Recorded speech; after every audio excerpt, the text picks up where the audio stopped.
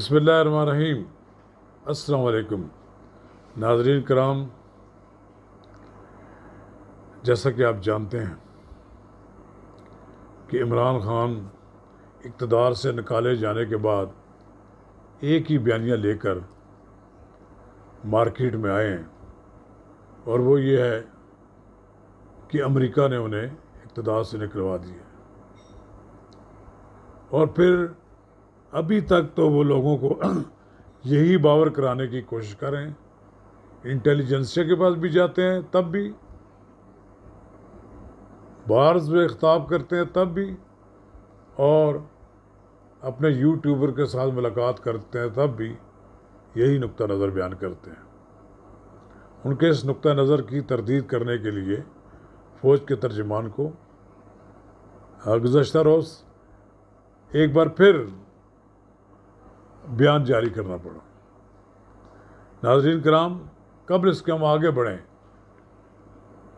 हम आपसे गुजारिश करेंगे कि अगर आपने मेरा यूट्यूब चैनल अब तक सब्सक्राइब नहीं किया तो बराए करम इसे फौरी तौर पर सब्सक्राइब करें, लाइक करें और अहबाब के साथ इसको शेयर करें, और आइकॉन का वो बटन दबाना ना भूलिए कि जब हम वीडियो लोड करें तो सबसे पहले आपको इत्तला मिले। नाज़रीन कराम, ये बात ढकी छुपी तो है नहीं अब कि इमरान खान को किसने निकाला है। ये बिलावल भुट्टो जरदारी ने कहा कि हाँ हमने निकाला है। बिलावल हाउस में इसकी साजिश तैयार हुई थी। साजिश यही तैयार हुई थी ना कि आसिफ अली जरदारी ने एक एक जमात का दरवाज़ा खटखटाया और सबको इकट्ठे किया और इमरान खान के ख़िलाफ़ वोट ऑफ नो कॉन्फिडेंस करा दी। इसमें कहाँ अमेरिका का पैसा आया, कहाँ अमेरिका ने आकर यहाँ पर आपके ख़िलाफ़ मोर्चे बांधे। अपनी नलायकियों पर इमरान खान साहब अभी तक नहीं बात करते। वो 4 साल की अपनी कारकर्दगी लोगों को बताएं।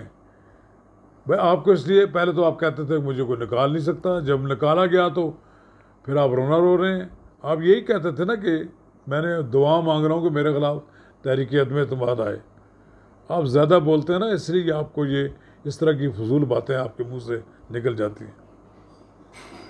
अब आप इक़्तिदार से महरूम हो गए हैं, लेकिन कभी आप बाहर एसोसिएशन में जाते हैं, कभी आप यूट्यूबर के साथ बात करते हैं तो कोई ना कोई जुमला आपका एस्टेब्लिशमेंट के ख़िलाफ़, बिलखुसूस फ़ौज के बारे में होता है।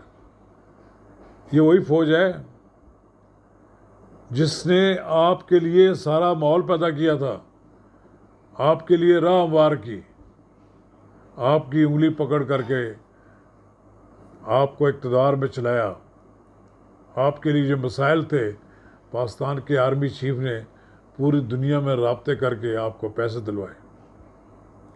फिर इतना कुछ करने के बावजूद अगर आप कुछ नहीं कर सके, पाकिस्तान को दिवालिया होने के करीब पहुंचा दिया, और फिर आपके ख़िलाफ़ तहरीक अदम एतमाद भी ना आए, इसमें कौन सही किस अदारे ने कोई रोल अदा किया है। ये फ़ौज के तर्जुमान का ये कहना दुरुस्त है कि साजिश तो अदारों के ख़िलाफ़ हो रही है। आप ये अदारे रोज़ कोई मसला नहीं बयान करते, रोज़ाना बयान नहीं जारी करते, लेकिन आपकी ज़ुबान है कि आपको तो काबू नहीं करते। आप तो किसी बात पर आपको कंट्रोल ही नहीं है। आपको जो चीज़ आता है आप बात करते हैं। आपको ये भी नहीं मालूम होता कि आप जो बात कर रहे हैं इससे दुश्मन मुल्क क्या फ़ायदा उठा लेंगे। मैं समझता हूँ कि ये जो जनरल बाजवा हैं, इन्होंने बेपनाह पाकिस्तान के मसाइल हल किए, माशी मसाइल हल किए हैं, मुस्तहकम करने में वो पिछली हुकूमत की बड़ी मदद की है।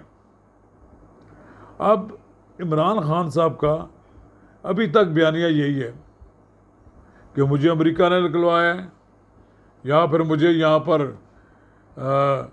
वो क्या कहते हैं साजिशी अनासर ने निकाला है, मुझे मीर जाफ़र और मीर सादिक ने निकाला है।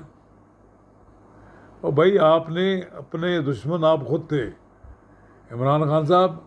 काश कि आप अपने दुश्मन ना होते। आपने हर एक से लड़ाई लड़ी, अपने मिजाज के मुताबिक आप किसी के नहीं बन सके, फिर लोग आपके किस तरह बन जाएं। ये कितना अफसोसनाक सूरत हाल है कि 20-25 अरकान आपकी अपनी जमात के लोगों ने आपसे बगावत की, उनमें कोई ऐसा आदमी नज़र नहीं आता जिससे पैसे लेकर बगावत की हो। अब ये खुलकर जो बयान दिया है फ़ौज के तर्जमान ने, फिर इस पर भी आपने आज कोई बात की है कि जी उनको क्या बात कर, फिर कौन बात करे आपके लिए? आप हर रोज़ जो बात करते हैं, फ़ौज का एक सिस्टम है ना, उस सिस्टम के तहत ही बात होगी, उसके तहत फ़ौज का तर्जमान ही बात करेगा। मेरा आपको मशवरा है इमरान खान साहब, आप जितना बोलेंगे फ़ौज के ख़िलाफ़, जितना फ़ौज के बारे में फजूल बातें करते रहेंगे, यह आपकी सियासत को दिन ब दिन ख़त्म करती जाएगी बात।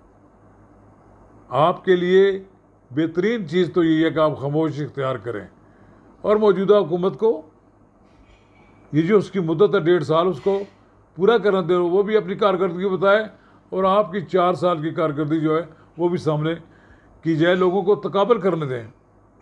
अभी 1.5-2 महीने भी हुए नहीं उस हुकूमत को, तो आप कह रहे हैं कि 1.5-2 महीने में ये हुकूमत ख़त्म हो जाएगी।